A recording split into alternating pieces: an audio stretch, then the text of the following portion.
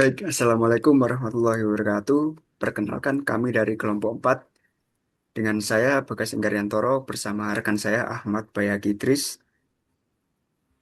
Nah, pada kesempatan ini kami akan mempresentasikan hasil penelitian kami yang berjudul Pengendalian Kualitas Waktu Pelayanan Berworkshop menggunakan peta kendali IMR Chart.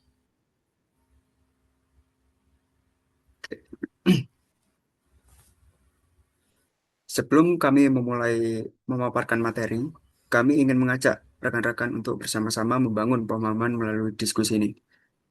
Kami mulai Kita mungkin sering datang ke barbershop dan pernah merasakan ada yang dilayani dengan cepat dan ada juga pelanggan yang dilayani dengan lebih lama atau bahkan lama gitu kan. Pernahkah kita berpikir apakah variasi waktu itu wajar ataukah ada masalah dalam proses pelayanannya? Nah, pertanyaan inilah yang menjadi titik awal dari penelitian yang kami lakukan.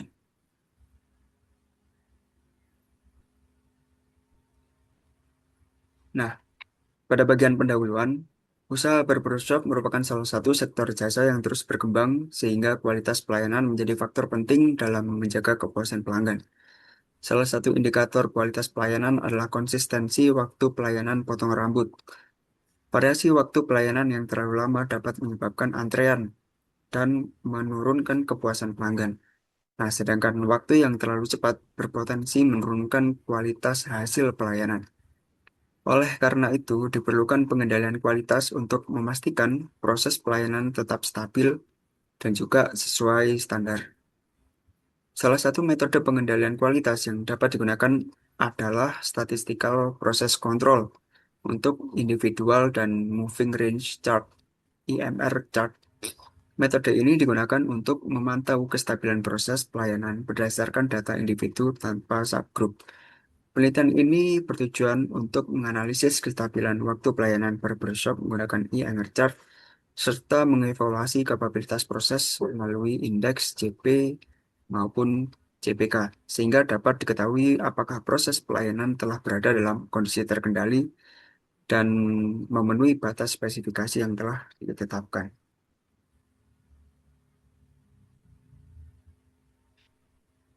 Oke, sebelum masuk ke hasil penelitian kami, di sini akan saya jelaskan terlebih dahulu terkait konsep-konsep dasar yang digunakan. Yang pertama adalah Statistical Process Control atau SPC. SPC sendiri merupakan metode pengendalian kualitas berbasis statistik yang digunakan untuk memonitor, mengendalikan, dan memperbaiki proses agar tetap stabil. Dalam SPC sendiri, variasi proses dibedakan menjadi dua jenis. Yang pertama, Common Cause Variation atau variasi alami yang memang melekat pada proses. Ini masih dapat ditoleransi. Dan yang berikutnya adalah Assignable Cause Variation, yaitu variasi yang disebabkan oleh faktor khusus yang perlu diidentifikasi dan dikoreksi. Nah, SPC ini dapat membantu kita menentukan apakah suatu proses berada dalam eh, kendali atau tidak, sehingga tindakan yang tepat dapat diambil. Oke, selanjutnya adalah EMR chart atau Individual and Moving Range Chart. Metode ini digunakan khusus untuk data individu, yaitu data dengan ukuran subgroup N sama dengan 1. EMR chart terdiri dari dua bagian, yaitu yang pertama, individual chart atau e-chart, yang digunakan untuk memantau kestabilan rata-rata proses berdasarkan nilai individual setiap pengamatan. Yang kedua adalah moving range chart atau MR chart, digunakan untuk memantau variasi antar pengamatan yang berurutan. Nah, di mana moving range dihitung sebagai MRI sama dengan mutlak dari XI di negatif XI min 1, di mana I mulai dari 2 sampai N. Untuk batas kendali individual chart dan juga batas kendali moving range chart bisa dilihat pada rumus berikut.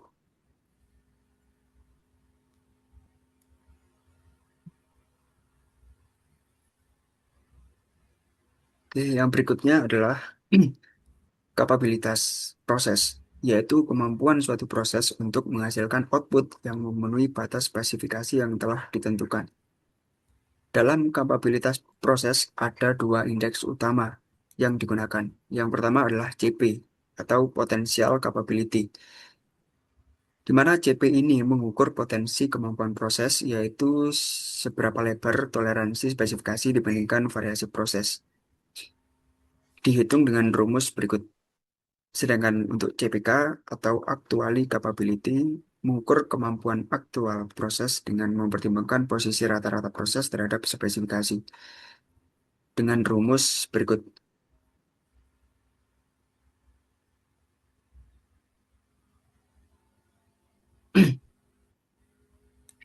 Selanjutnya pada bagian metode penelitian.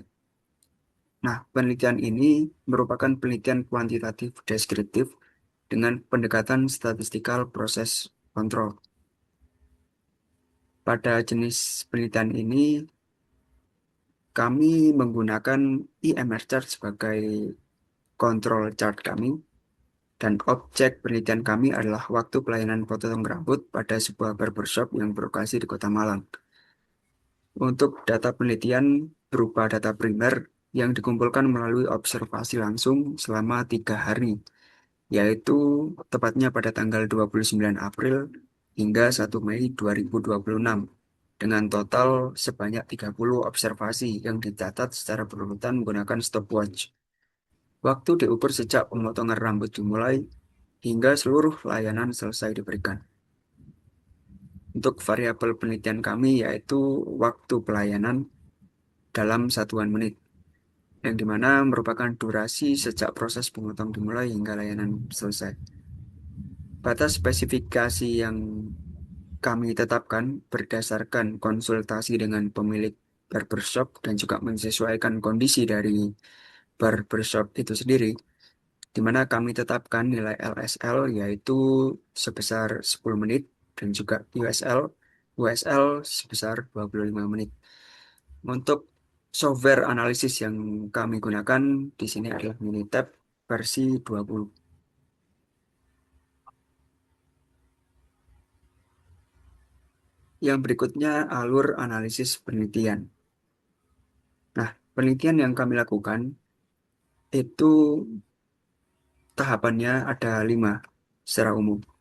Yang pertama adalah pengumpulan data yang kami lakukan dengan observasi langsung di lapangan selama 3 hari, seperti yang saya jelaskan sebelumnya.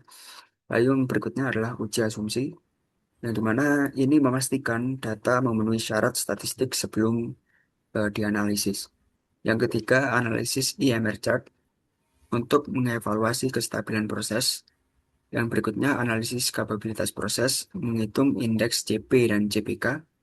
Lalu yang terakhir adalah kesimpulan, menginterpretasikan hasil secara menyeluruh. Nah, kelima tahapan ini dilakukan secara sistematis agar hasil analisis dapat diinterpretasikan secara valid. Oke, next. Berikut data dari hasil observasi kami yang jumlahnya 30 observasi. Oke, next.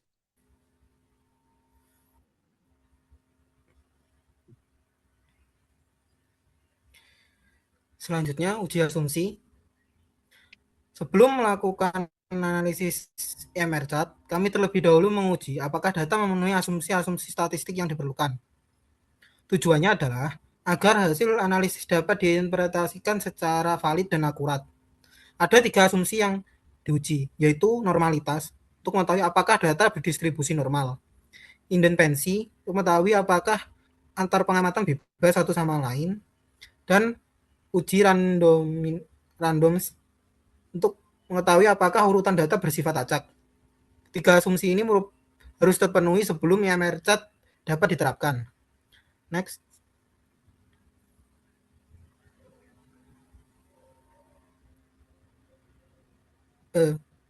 Selanjutnya adalah hasil pengujian ketiga asumsi. Yang pertama, uji normalitas. Menggunakan metode Anderson-Darling diperoleh nilai statistik A kuadrat sama dengan 0,317 dan p-value sebesar 0,522. Karena p-value lebih besar dari 0,05, maka H0 gagal ditolak, yang artinya data berdistribusi normal. Hal ini juga terlihat dari titik-titik data yang mengikuti garis lurus pada probabilitas plot. Yang kedua, uji independensi menggunakan ACF plot. Batas kritis ditetapkan sebesar kurang lebih 0,358. Seluruh nilai autokorelasi pada lag 1 hingga lag 8 berada dalam rentang tersebut dengan nilai absolut tertinggi sebesar negatif 0,295 pada lag 6. Karena tidak ada lag yang signifikan, maka data independen.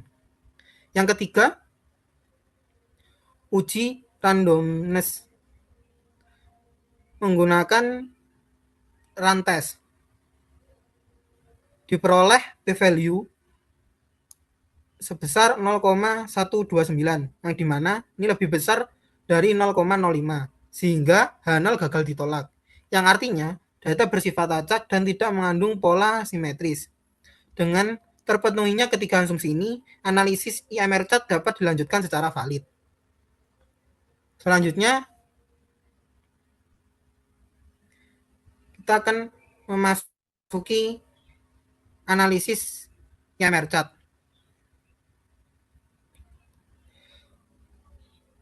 Kami melakukan analisis IMR chart. Yang pertama-tama kami lakukan adalah menghitung moving range untuk setiap pasangan pengamatan berurutan, seperti pada tabel MRI. Dari data diperoleh rata-rata waktu pelayanan sebesar 15,65 menit dan rata-rata moving range-nya 2,521. Untuk hasil hitung batas kendali e-chart, UCL-nya diperoleh sebesar 2,36 dengan CL 15,65 dan LCL 8,95. Untuk hasil hitung batas kendali MR chart, UCL diperoleh 8,23, CL 2,521 dan LCL 0. Perhitungan ini menggunakan konstanta D2 sebesar 1,218 dan D3 sama dengan 0 dan D4 3,267 sesuai standar monetary tahun 2019 untuk ukuran subgraf 2. Next.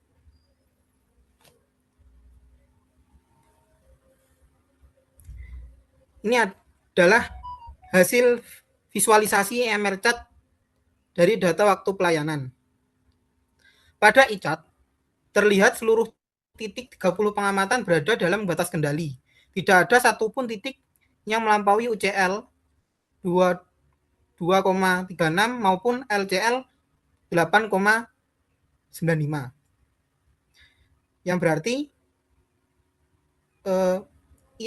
e-chart-nya dinyatakan di dalam kontrol. Untuk hasil visualisasi pada MR chart, seluruh nilai moving rate-nya berada di bawah UCL 8,237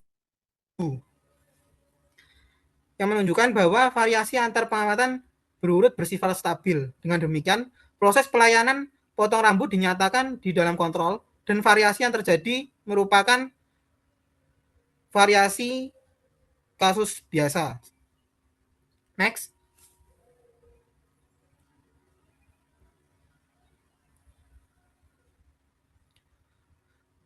Selanjutnya, analisis kapabilitas proses.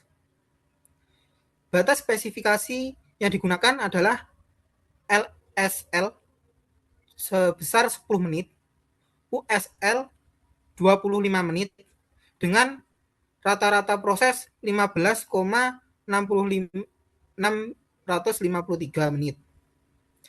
Langkah pertama yaitu estimasi standar deviasi proses yang ditemukan sebesar 2,235. Untuk hasil indeks kapabilitas potensialnya atau CP itu sebesar 1,119, dan untuk hasil indeks kapabilitas aktualnya atau CPK-nya ditemukan sebesar 0,843. Berarti CP 1,119 lebih besar dari nilai 1. Berarti secara potensial lebar variasi proses masih dapat ditampung dalam rentang spesifikasi. Untuk CPK 0,843 yang berarti kurang dari 1, secara aktual proses belum kapabel karena rata-rata proses belum terpusat pada tengah spesifikasi, yaitu 17,5 menit. Rata-rata proses besar 15,653 menit lebih dekat ke LSL sebesar 5,65 menit dibandingkan ke USL sebesar 9,35 menit, sehingga resiko ketidaksesuaian lebih besar di sisi batas bawah. Next.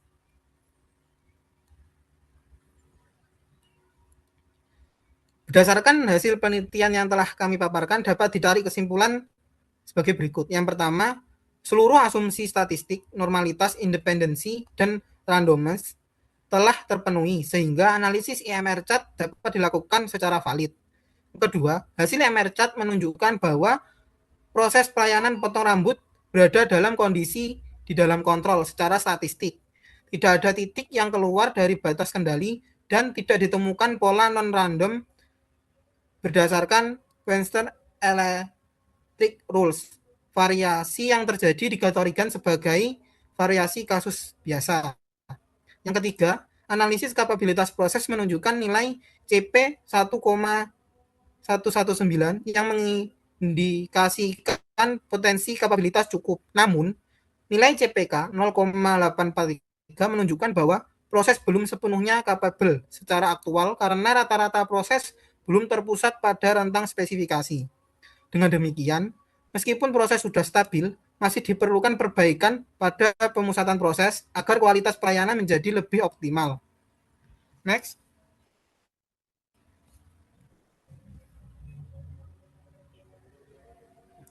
Berdasarkan temuan penelitian ini, kami menyampaikan beberapa saran bagi manajemen barbershop. Yang pertama, menyusun standar operasional prosedur atau SOP, waktu pelayanan yang lebih struktur dan konsisten, dengan target durasi mendekati 17,5 menit sebagai titik tengah spesifikasi. Yang kedua, melakukan evaluasi berkala terhadap waktu pelayanan untuk memantau pergeseran proses secara rutin. Yang ketiga, menyesuaikan alokasi waktu berdasarkan jenis layanan. Misalnya, potongan sederhana, styling, atau kombinasi, agar lebih konsisten dan terukur. Upaya-upaya tersebut diharapkan dapat menggeser rata-rata proses mendekati pusat spesifikasi, sehingga nilai CPK dapat meningkat hingga lebih dari 1, dan proses pelayanan menjadi kapabel secara aktual. Untuk penelitian selanjutnya, disarankan menggunakan jumlah observasi yang lebih besar serta mempertimbangkan variabel stratifikasi seperti jenis potongan rambut dan tingkat kompleksitas layanan untuk memperoleh analisis yang lebih komprehensif. Oke, baik. Demikian presentasi dari kami. Kami sangat berterima kasih atas perhatian dan kesempatan yang telah diberikan kepada kelompok kami, yaitu kelompok 4, untuk memaparkan penelitian ini.